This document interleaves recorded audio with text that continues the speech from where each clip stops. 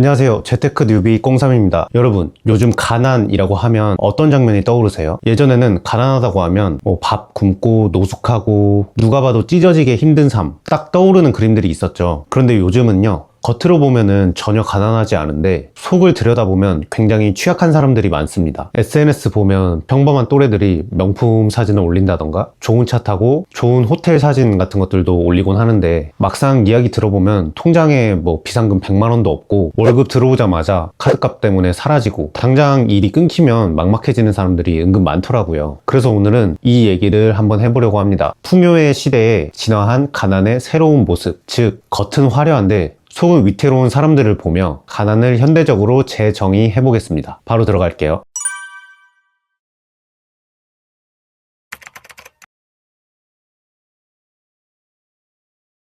제가 말하는 현대형 가난은 돈이 적어서 혹은 수입이 없어서 가난한 것보다는 돈이 남지 않아서 가난한 상태를 말합니다. 벌은 족족 다 쓰고 심지어는 할부를 통해서 미래의 소득까지 당겼으며 현재를 꾸미고, 비상금이 없어서 작은 충격에도 삶 전체가 흔들려 버리는데 겉은 화려해서 남들이 봤을 때 전혀 모르고 심지어 본인조차도 위기감을 외면하는 상태까지 갑니다. 이게 진짜 무서운 이유가 뭐냐면요, 정말 이 벼랑 끝에 몰린 상황이라면 힘든 게 아무래도 눈에 보이다 보니까 주변 사람들도 알게 되고 나도 인지를 해서 대응을 어떻게 하겠지만, 이 현대형 가난은 눈에 보이지 않아서 나조차도 나를 속이는 지경까지 이릅니다. 다들 이 정도는 쓰지 않나? 나도 이 정도는 누려야지 하면서 위안 삼지만 통장에는 남는 게 하나도 없고 마음 한켠에는 계속 불안이 쌓여가는 것, 저는 이걸 현대형 가난이라고 정의하겠습니다.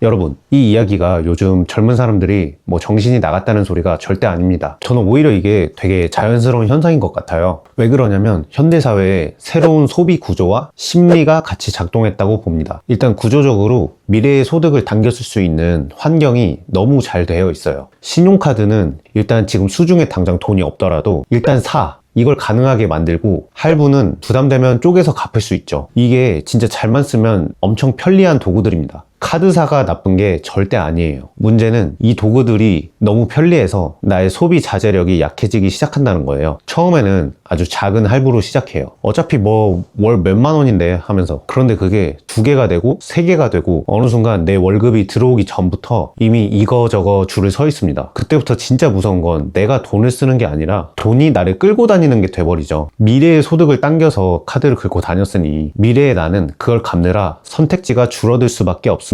당연한 대가인 거죠. 그리고 두 번째는 심리적 요인인데요. 요즘은 SNS가 너무 발달하면서 남들이 어떻게 사는지, 남들이 뭘 갖고 있는지 너무 쉽게 눈에 띄잖아요. 예전에는 비교 대상이 내 주변에 한 20명 정도였다면 지금은 비교 대상이 전국, 전 세계 단위가 됩니다. 그렇게 계속 보다 보면 정말 필요해서 사는 소비가 아니라 나도 이 정도 능력은 된다, 혹은 나도 저들처럼 보이고 싶다 하는 보여주기식 소비가 되기 쉬워요. 이게 진짜 무서운 포인트가 뭐냐면요, 남들에게 보여지는 나를 위해 쓰는 돈들은 정말 끝이 없습니다. 왜냐면 비교는 항상 위로만 향하거든요. 한 단계 올라가면 그 위가 보이고 또 한 단계 올라가면 또 그 한 단계 위가 보이죠. 그러다 보면 충분하다를 느낄 시간이 없습니다. 그래서 우리는 이렇게 살게 됩니다. 사회적으로는 아주 풍요롭고 개개인의 겉모습들은 아주 번듯한데 속은 점점 더 가난해지는 느낌으로 말이죠. 여기서 제가 던지고 싶은 질문이 있어요. 우리는 이 풍요로운 시대에 살아가면서 마음은 갈수록 더 가난해지는 게 아닐까요?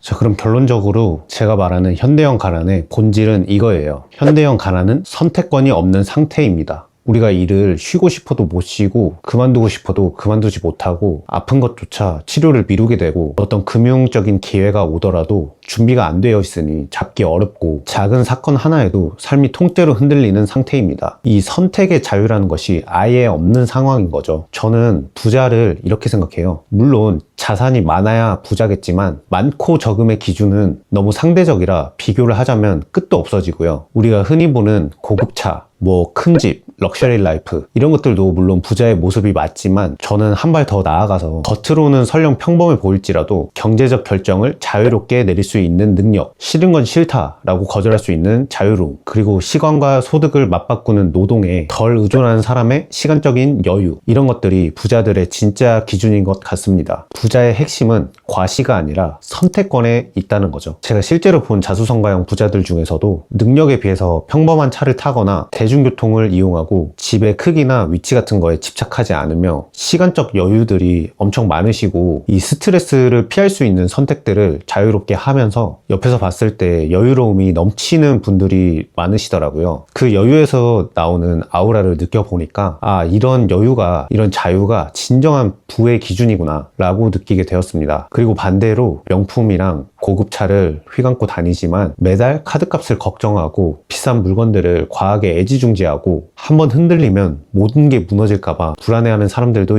있더라고요. 여러분, 어떤 게 진정한 부일까요?